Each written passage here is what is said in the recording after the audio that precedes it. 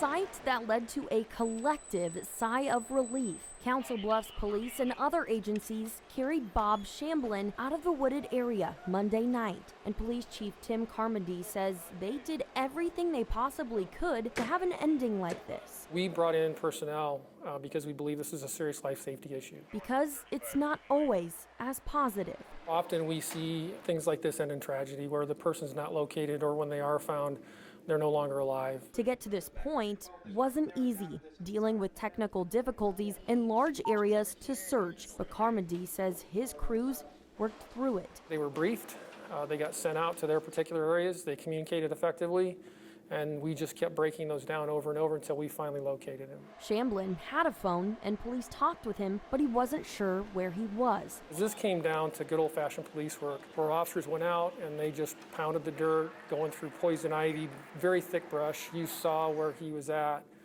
This was not an easy search. Eventually, crews were able to narrow down an area about 2 football fields in size. Here, where they found Shamblin in minutes. We never want to have someone's heart broken like this, and I can only imagine how his wife felt waiting for him to come back. And we are so thankful again that we were able to find him and get him back. These fans and those fans are up and running around Baseball Village,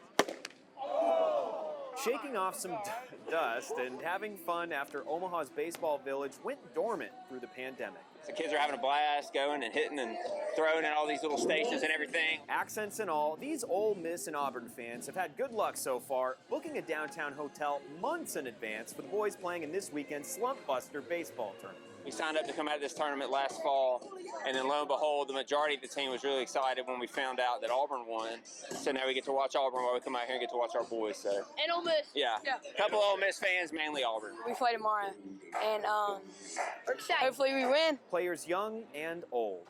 Aren't you guys a little too old to be here? No, such thing. Down by the game they love. We've been coming here for the past like 4 or 5 years together, so yeah. How do you guys know each other? We all worked together, went to school together, played baseball. Taking in the sights, smells, and merchandise during the greatest show on dirt. Who's gonna win? Auburn! Hotty toddy, baby! Could be anybody. Helmets on, lights illuminated. 24 bicyclists prepare for a Wednesday night group ride. But this trek for the Bellevue Bicycle Club is different. Ride of silence. Tonight we number many, but ride as one, in honor of those not with us. Around the globe at 7 p.m., bicyclists take to the road to raise awareness and remember in a silent ride. The dark sunglasses cover our tears, remembering those we held so dear. Tonight's ride is to make others aware the road is there for all to share. These cyclists say they've all had their share of close calls, and news of someone hit always hurts. It's something that is always in the back of your mind when you're riding, so it's nice that they do stuff like this that'll bring the attention, to the general public's mind. As they ride through Bellevue on busy streets, they're aware they're often at risk. A lot of folks that don't give you enough room. There's a 3-foot rule, which gives you a little bit more comfort to know that if there is an accident, somebody might be charged. But the trouble is that's an after the fact. Using their police escort to show that they share the road and need drivers to do their part. We're at that time of year where there's obviously the weather's getting nicer, people are going to be out more.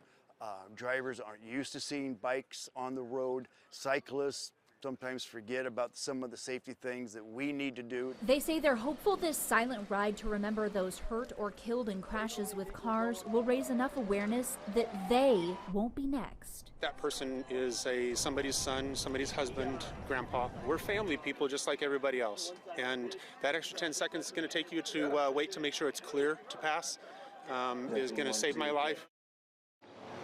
$3.94 for gas in Council Bluffs. It's a beautiful sight for Travis Bromley and his neighborhood. Everywhere else in town is $4, $4.29, just right down the street. Andrews Lounge sold gas at the cheapest price we and Travis could find in the Metro Thursday, as prices hit a national average of $4.59 according to AAA. Locally, gas in Douglas and Pottawatomie counties averages to $4.10 a gallon and $4.09 in Sarpy County. some drivers are turning to big box stores to save, whether that's waiting through lines like this one at Sam's Club or subscribing to free apps like Gas Buddy to find a good price. Make life easier for you? Yeah, especially from, going from work 30-minute, back and forth. It's a similar picture here at the Costco off 120th and West Dodge, where drivers wade through Costco's long lines as they wait for prices to straighten out. For us folks that are unlimited, we're on a fixed income like myself. It makes it rough. I hope there's going to be some relief inside. Like a typical night at Lo Sole Mio, customers are coming and the phone is ringing constantly. But Wednesday night, some people are dining here for the last time. David Mgarski says he and his wife had their first date here. We said we better get up here. It's a beautiful here, nice place, and really we need more restaurants like this. Marie and Don Lo Sole started the restaurant in 1992. The high school sweethearts say they had a dream. So here we are 30 years later, and we're ready to go on. The Lo Soles say the plan was to eventually have two of their children take over, but after the death of their son Dino, their daughter didn't want to do it without him. The Lo Soles are about to turn 74 in August, and they know it's time. It's bittersweet.